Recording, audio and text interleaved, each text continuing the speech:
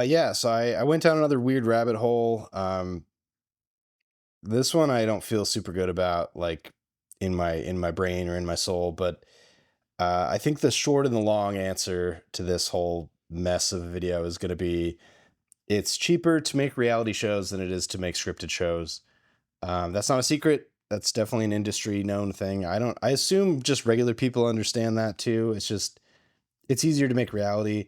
Every time there's a writer's strike, a shitload of reality comes out, both because it's not part of the writer's strike. They don't have writers usually, well, writers usually, but also it's just cheaper to make. So, if X reality show costs $100,000 an episode, the equivalent scripted show for the same amount of runtime costs 250, 500,000. Like, it's significantly more because you got to pay for actors and sets and everything. Whereas reality shows, you can kind of just capture stuff documentary style and you might not need sets or actors, although a lot of times they have hosts. I'm getting into the weeds here. So anyway, I was trying to find stuff to watch and I came across on Rotten Tomatoes these two shows with like weirdly similar titles coming out on the same day on HBO Max. Still hurts to say Max, but that's fine. One of them's called Cabin in the Woods, and it's a docu series about murders basically that happen in cabins and woodses. The other one was The Real Murders on Elm Street, and I bet you can infer what that true crime docu series is about. And I was like, okay, and so I looked them up. They have no tomato information. They're very hard to find on IMDb as well. They basically don't exist.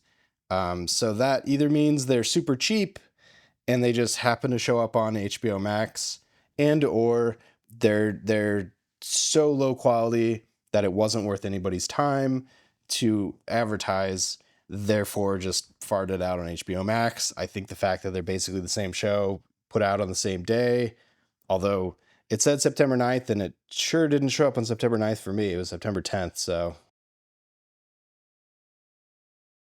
I don't know what country I'm supposed to be in. Yeah. Um I don't know. I obviously raise eyebrows, but usually when it's a show this, like buried and hard to find, it's a non-starter to begin with. Although I've had luck. Moonshot is still one of my favorite all-time insane movies, and I'm horrified that HBO, Warner Brothers, Discovery, whatever they're called, deleted it because I would watch it every Christmas if I could. Moonshot, look it up. Um, yeah, so there. Anyway, Cabin in the Woods, the real Murders in Elm Street. There is, I watch Big Brother, and so I'm constantly hammered with ads for the follow up show after Big Brother episode ends, which is the Real CSI Miami, which also basically has zero reviews. Um, no comment on the CSIs or the NCISs, other than to say they're procedurals, and so I'm not interested because I'm a writer. Um, but man, the idea that I would be watching the reality version of CSI Miami just seems like a really hard sell for me because the fun wasn't the fun of those shows that you got to see how they do like sciency ish experiments to figure out stuff, and so you take that away and you just have old bald guys giving it straight to camera. That's not less interesting. I don't know. Anyway, but yeah, based on the fact that it basically has zero reviews, I don't think I'm in the wrong there. Going back to the Cabin in the Woods, the real, God, I can't even say the name. The Real Murders on Elm Street. You're talking about horror movies. They're literally just, if it was a house movie, it'd be like Cabin in the Woods horror renovation or whatever. That'd be the rebuilding. And I'm sure they have. I won't look it up because I'm already going, but I'm sure they have a something on Elm Street, renovation show. They certainly have themed episodes on horror movies for sure.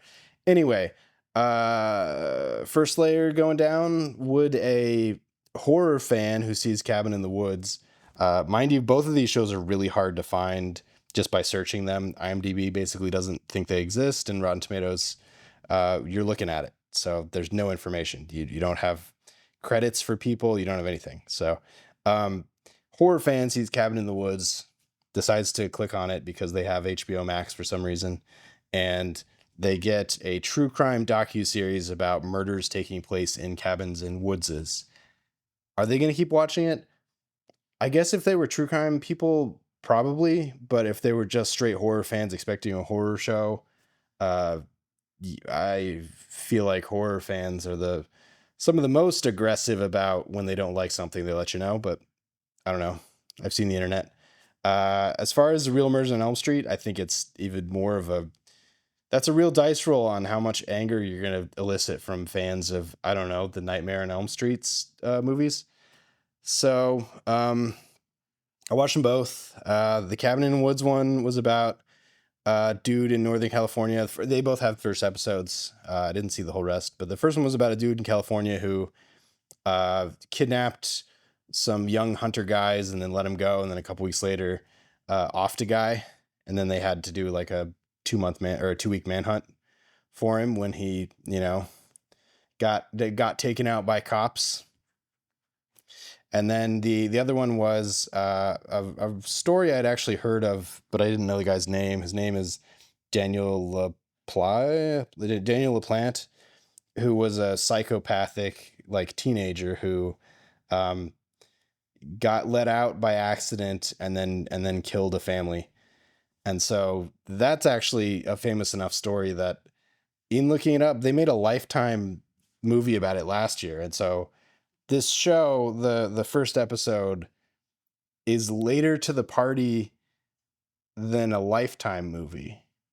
Like, yeah, that's not okay. So, as a writer, as a coming up person, I had to have it explained to me like the different tiers of like studios and stuff. So, network, CBS, ABC, NBC, Fox, network. If you get a show on there, it's big money. They put effort behind it, but you have the least amount of creative, you know, independence, I guess, because there's so much money behind it. So you book a show on Fox, for instance, you're going to get paid, screw you money for however long the show's on, but the network's always going to want to have a say. Then you go into sort of like premium cable or cable, uh, a lot less money, but they might trust you a little bit more to be, to do your own thing a little bit more a lot of times. This is all for scripted stuff. For reality, I couldn't tell you.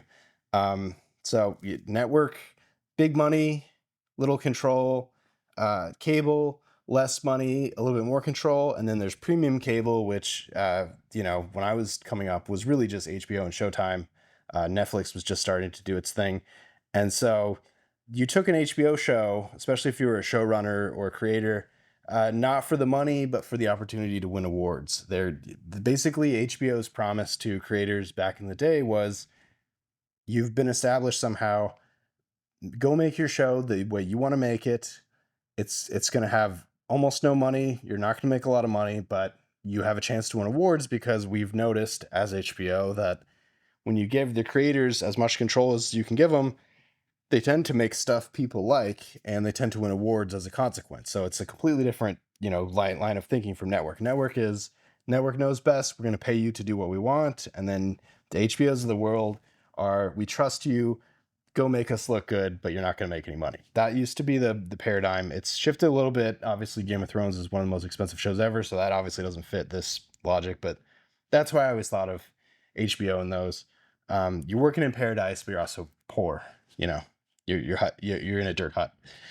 Um, and then obviously HBO Max, they changed it. They changed the name to Max, which I think was just what a choice. Got bought by Discovery or whatever they're called, which is known for reality shows, and I think that's why. Long-winded way of saying these two shows, Cabin in the Woods and The Real Murders on Elm Street, exist. One more thing about the episodes. Uh, the Cabin in the Woods thing, it's just a starting point.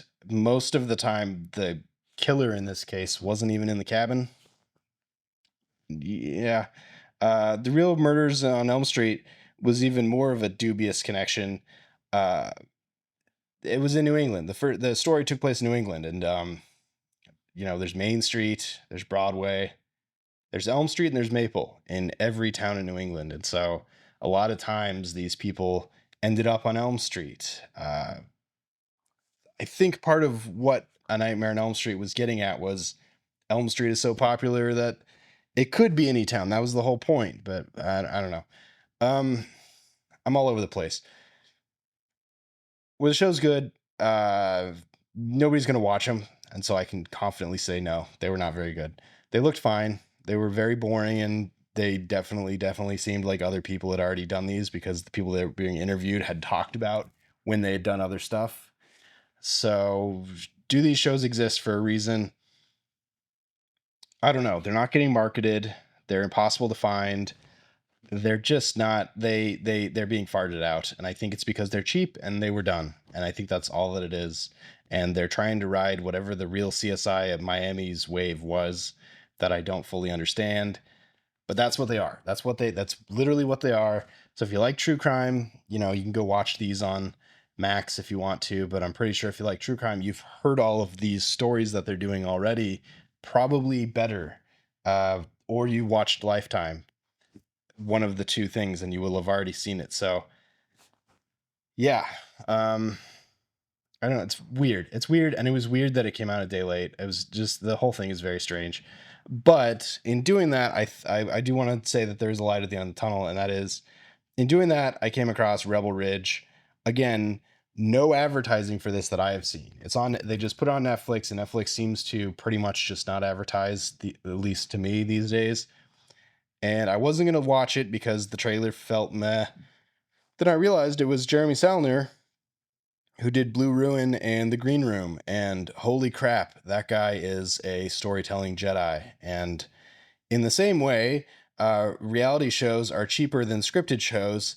He works on a budget. He works on a low budget, but because he's an absolute G when it comes to these really tight thrillers and just really hard as nails stories, it works for him. And so yeah, go watch Rebel Ridge. It's way too good to be how it's being treated on Netflix, honestly. I feel bad.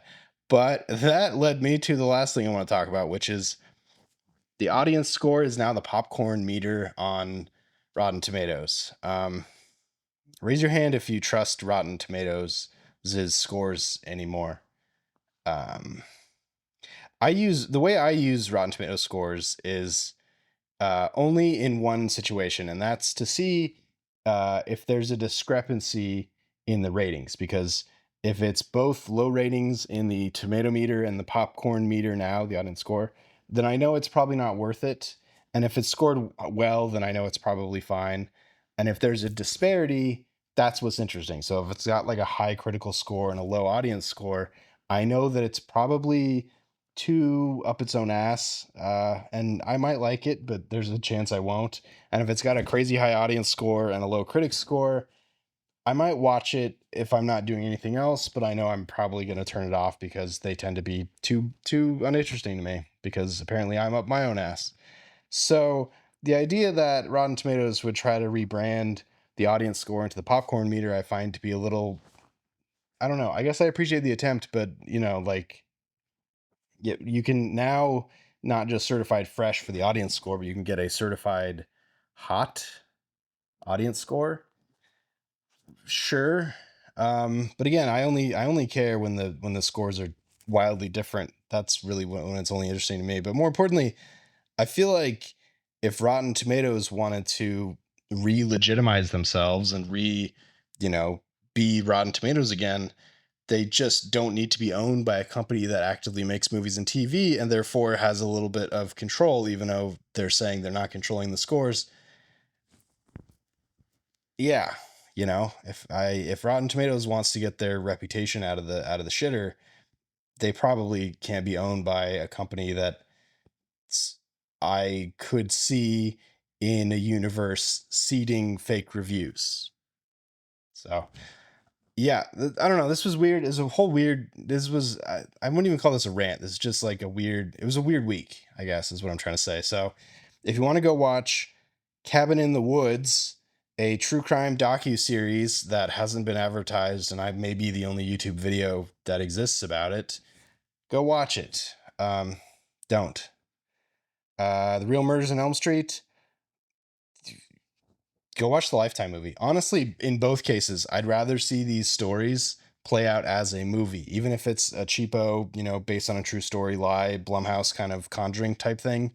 I'd rather watch that than watch a bunch of old guys sitting in chairs talking about 20 years ago when they had the one case that came to their town.